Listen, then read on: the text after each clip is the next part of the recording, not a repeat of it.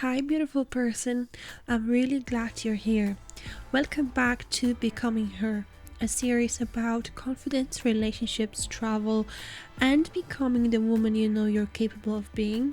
Think of this as your daily big sister reminder that things I learned the hard way so you don't have to.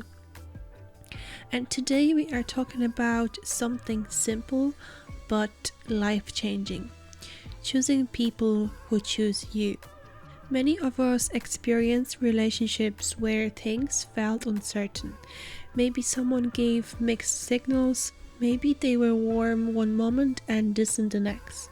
Maybe you felt like you were always trying to figure out where you stood. And uncertainty can be very addictive because when attention is inconsistent, it creates a cycle. You start working harder for approval, you start trying to prove your worth, and you start hoping the next interaction will finally bring clarity. But relationships shouldn't feel like puzzles where you're constantly trying to solve. Sometimes we accept this dynamic because we see potential. We think they just need time. They're going through something. Maybe I'm expecting too much. And hope can be powerful. But hope can also sit us in the situations that aren't actually meeting our needs. Because when someone truly wants to be in your life, their effort is visible. Their interest is consistent. And their actions bring clarity instead of confusion. Being chosen doesn't feel chaotic. It feels clear. It looks like someone making time for you, someone communicating honestly, and someone showing interest in your life. You don't have to analyze every message, you don't have to question where you stand, and you don't have to earn your attention. There is effort, and that effort creates stability. I have to say that I never really had a person that would show up for me consistently, and I was never really the chosen one in school either. When I had a group of friends, I was always the last one to be invited to things, the last one who was encouraged to do anything with the group of friends. And I think it's very important to have that kind of person that can constantly show up for you, but it's very hard to find that person. And I think it also depends on the situations because not everybody wants to be involved in all situations.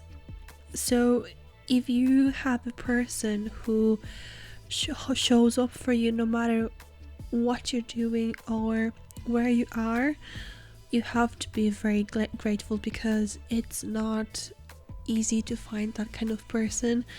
And I don't think there's actually a lot of people who would be like that. I know most likely I would be that kind of person, but I haven't met a lot of people that would be like that.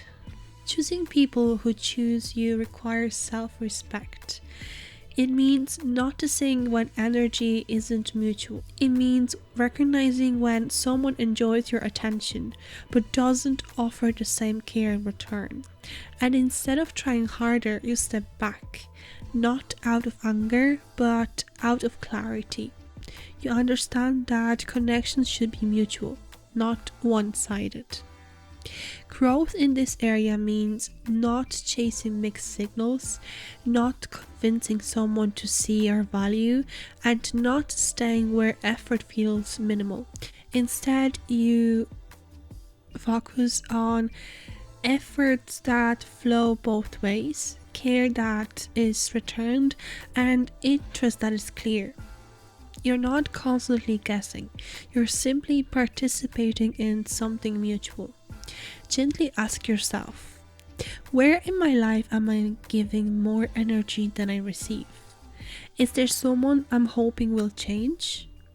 What would it look like to invest that energy in people who already show up for me? Becoming her means she no longer chases attention.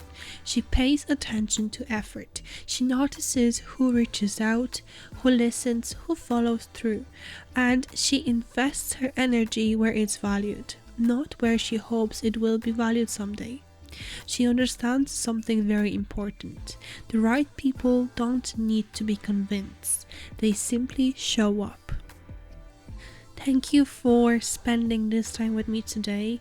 Take a deep breath before you move on with your day. Notice who shows up for you. Invest your energy there. You're not behind, you're becoming. Thank you for listening once again, and see you tomorrow. Bye.